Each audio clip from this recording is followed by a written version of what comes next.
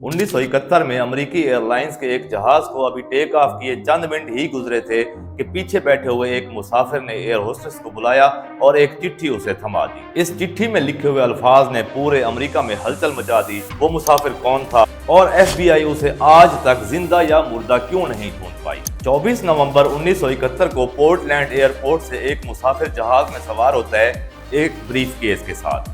Dan Cooper नामी इस शख्स ने जहाज में अपने लिए पिछली सीट मुंतखब की और बैठते ही सिगरेट सुलगा ली और एक ड्रिंक ऑर्डर कर दिया। उस वक्त जहाज में बैठने वाले मुसाफिरों के लिए उनके सामान की चेकिंग या फिर स्मोकिंग की कोई पाबंदी नहीं हुआ करती थी। जहाज के टेक ऑफ होते ही डैन कूपर ने एयर होस्टेस को अपने पास बुलाया और उसे एक लिफाफा थमा दिया, जिसको खोलकर पढ़ने पर एयर होस्टेस के पैरों तले से जमीन निकल गई। Miss, I have a bomb here and I would like you to sit by me. Miss, मेरे पास एक बम है और मैं चाहता हूं कि आप मेरे साथ बैठें। एयर होस्टेस जब उसके साथ बैठी तो उसने अपना ब्रीफ केस खोला, जिसमें डायनामाइट की 8 स्टिक्स और एक डेटोनेटर भी मौजूद था, यानी जहाज हाईजैक हो चुका था। डैन कूपर की सिर्फ 3 डिमांड्स थीं। उसको $2 लाख कैश, 2 पैराशूट के पेयर्स और अगले एयरपोर्ट पर रिफ्यूलिंग के लिए एक ट्रक तैयार चाहिए था। डैन कूपर के अलावा इस पूरे जहाज में सिर्फ 35 मुसाफिर सवार थे, जिनको पीछे होने वाली किसी भी कार्रवाई का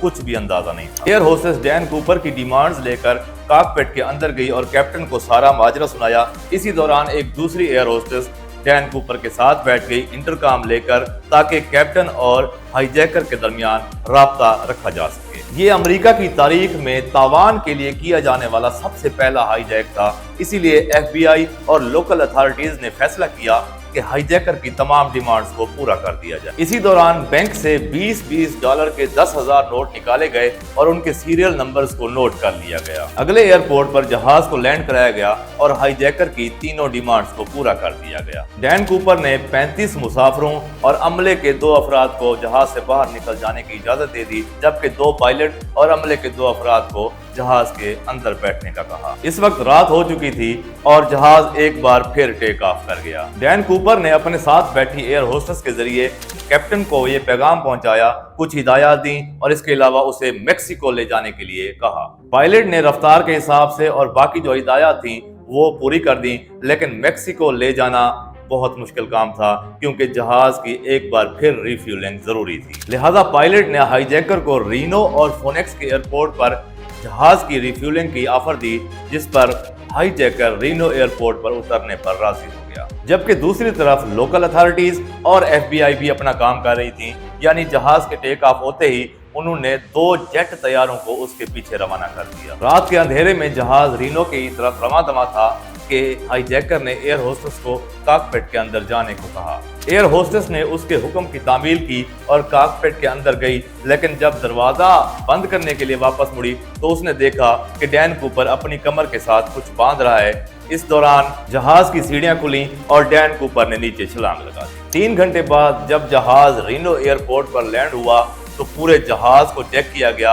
ना ही डैन कूपर मौजूद था और ना ही वहां कोई बम था। आखिर डैन कूपर कौन था और पूरे अमेरिका की आंखों में धूल झोंक कर वो कहां गायब हो गया था? ये FBI का वो केस है जिसे आज तक बंद नहीं किया जा सका। FBI ने जहाज के अंदर मुकम्मल तलाशी की ताकि कुछ सबूत तलाश कर सके, लेकिन कोई सबूत वहां मौजूद ना था। इसके अलावा मौजूद मुसाफिरों के जरिए स्केच बनवाया गया और उसकी ड्रॉप लोकेशन को मद्देनजर रखकर पूरे इलाके की छानबीन शुरू कर 45 मुरब्बा किलोमीटर का ये इलाका घने जंगलात पर मुश्तमिल था और पूरे इलाके का चप्पा चप्पा छान कर भी डैन कूपर का कहीं सुराग ना मिल सका। आखिरकार तारीख में पहली बार FBI ने पब्लिक से हेल्प लेना शुरू की, यानी उसका स्केच और करेंसी नोटों के सीरियल नंबर को अखबारात में छापा गया और मालूमात देने वाले के लिए इनाम का ऐलान भी किया गया। लेकिन हैरत की बात यह है कि इस सीरियल नंबर के करेंसी नोट कभी भी मार्केट में नहीं आए थे। लेकिन मामला अभी खत्म नहीं हुआ था।